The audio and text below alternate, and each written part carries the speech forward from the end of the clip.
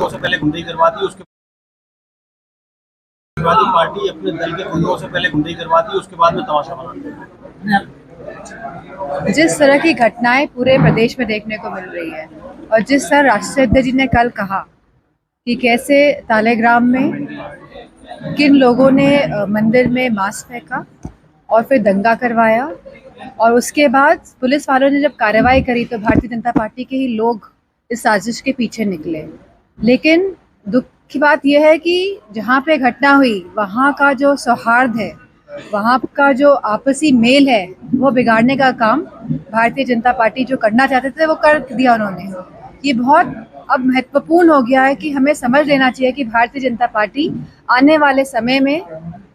केवल communal politics के जरिए सत्ता में बने रहने की रणनीति पे ही काम करेंगे, क्योंकि वह खुद भी इस बात को जानते हैं कि अगर हम धरातल पे जाएंगे जहाँ इतनी गरीबी लगातार बढ़ती जा रही है, लगातार गरीबी और अमीरी में फासला बढ़ते जा रहा है, जहाँ महिलाएं सुरक्षित नहीं है, जहाँ हमारा युवा बेरोजगार, जहाँ हमारे फौज के लोग बेहाल, योगी का हर तरफ से, चाहे हमारे ट्रेडर्स हों, चाहे हमारे कोई भी वर्ग आप ले लीजिए, आज हर जगह त्राही त्राही मची हुई है। जहाँ 50 रुपए सिलेंडर के बढ़ गए हैं, वहीं पेट्रोल के दाम बढ़ गए हैं, वहीं सोने के दाम लगातार बढ़ते जा रहे हैं, वहीं हमारे रुपया जो डॉलर के मुकाबले हो, चाहे वो और विदेश की जो करेंसीज हैं, मुद्राएं हैं, उनके मुकाबले हो, लगातार हमारा रुपया घटता जा रहा है, लगातार यूएस से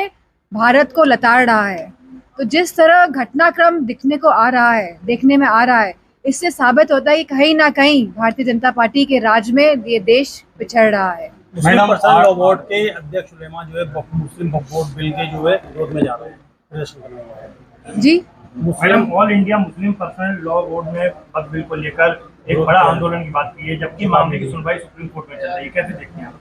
नहीं, मामले की सुनवाई सुप्रीम कोर्ट में चल रही है। हमने देखा है कि भारतीय जनता पार्टी के जो नेतागण हैं वो किस तरह के टिप्पणियां कर रहे हैं, तो हमें पूरा भरोसा है सुप्रीम कोर्ट पर कि वह सही निर्णय लेगा। मैडम, 8 साल पूरे हो गए भारतीय जनता पार्टी को। आज मुख्यमंत्री ने बोला है कि उत्तर प्रदेश में दंगा मुक्त और माफिया मुक्त, और जो लोग दंगे कराते हैं, जो लोग दंगे को बढ़ावा देते हैं, वो इस तरह की अगर बातें कहेंगे तो जैसे कि मैंने पहले भी कहा कि केवल सत्ता में बने रहने के लिए भारतीय जनता पार्टी के लोग कम्युनल पॉलिटिक्स का इस्तेमाल करेंगे। मैडम, योगी का एक बयान आया है जिसमें उन्होंने कहा है कि सपा और कांग्रेस देश में जातीय संघर्ष की साजिश रच रही है, इस पर क्या कहना है? जिस तरह हम देख रहे हैं कि सभी समाज के लोग आज कहीं ना कहीं आक्रोशित हैं, कहीं ना कहीं लगातार संघर्ष कर रहे हैं, लगातार जिस तरह की राजनीतिक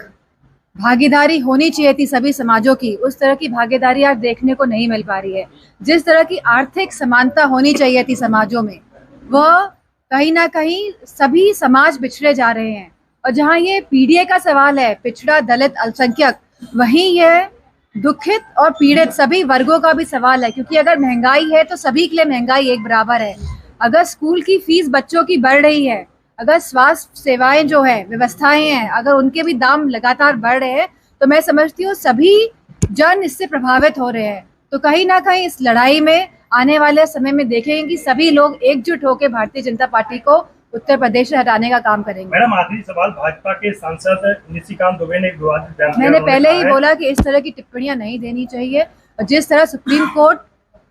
कहीं ना कहीं, जिस तरह डेमोक्रेटिक सेटअप में सुप्रीम कोर्ट की अपनी अहमियत है, अपनी इम्पोर्टेंस है, और लगातार भारतीय जनता पार्टी नहीं चाहती है कि लोकतांत्रिक मूल्यों से यह प्रदेश और देश चले, वह चाहती है कि अपने मन से देश में राज करे। तो मैं समझती हूँ इसी के तहत उन्होंने करी होगी टिप्पणी।